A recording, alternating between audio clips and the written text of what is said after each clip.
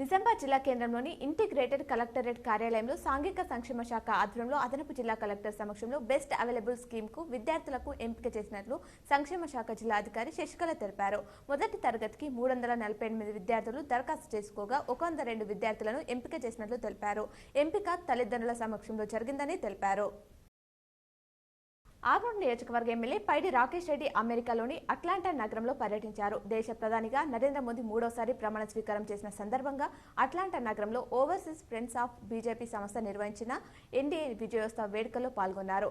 గత 10 ఏళ్లలో ప్రధానమంత్రి నరేంద్ర మోదీ చేసిన అభివృద్ధిని చూసి మరోసారి బీజేపీని ప్రజలు ఆశీర్వదించారని ఎమ్మెల్యే పేర్కొన్నారు. ఇండియా పోలీస్ రైఫిల్ షూటింగ్ పోటీలకు నగరంలోని 4వ టౌన్ పోలీస్ స్టేషన్ మహిళా కానిస్టేబుల్ రేఖా రాణి WPC 325 ఎంపికయ్యారు. ఇటీవల హైదరాబాద్ పోలీస్ అకాడమీలో నిర్వహించిన రాష్ట్ర స్థాయి పోటీలో రేఖా రాణి రాణించారు. ఈ నెల 15 నుంచి తమిళనాడులోని ఔతివాకం ఫైరింగ్ రేంజ్ లో నిర్వహించనున్న all India police rifle shooting పోటీల్లో రాష్ట్ర పోలీస్ జట్టు తరపున రేఖా రాణి పాల్గొననున్నారు.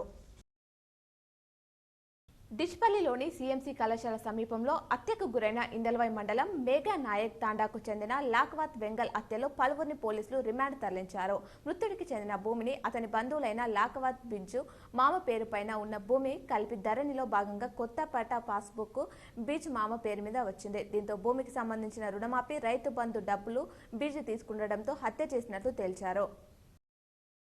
ఇందల్వాయి మండలంలోని వెంగల పహాడ్ తాండాకి చెందిన ముగ్గురితో పాటు దేవి తాండాకు చెందిన ఒకరిని తహసీల్దార్ ఎదుట బైండోవర్ చేసినట్లు ఎక్సైజ్ మాధవరావు తెలిపారు. నాటుసారా తయారు చేస్తుండగా 4గురిని పట్టుకున్నామన్నారు. ఈ మేరకు తహసీల్దార్ ఎదుట బైండోవర్ చేశామని పేర్కొన్నారు. నాటుసారా తయారీ, గంజాయి సాగు వివరాలు తెలిస్తే తమకు సమాచారం అందించాలని ప్రజలను కోరారు. నీట్ యూజీ పరీక్ష ప్రాముఖ్యతను కాపాడాల్సిన బాధ్యత నేషనల్ టెస్టింగ్ ఏజెన్సీ NTA పై ఉందని సుప్రీంకోర్టు వ్యాఖ్యానించింది. పేపర్ లీక్ అయిందని, పరీక్షను రద్దు చేయాలంటూ దాఖలైన పిటిషన్లపై సమాధానం చెప్పాలని NTAకు నోటీసులు జారీ చేసింది. కౌన్సిలింగ్ ప్రక్రియపై స్టేకు నిరాకరించిన ధర్మాసనం జూలై 8కి విచారణను వాయిదా వేసింది.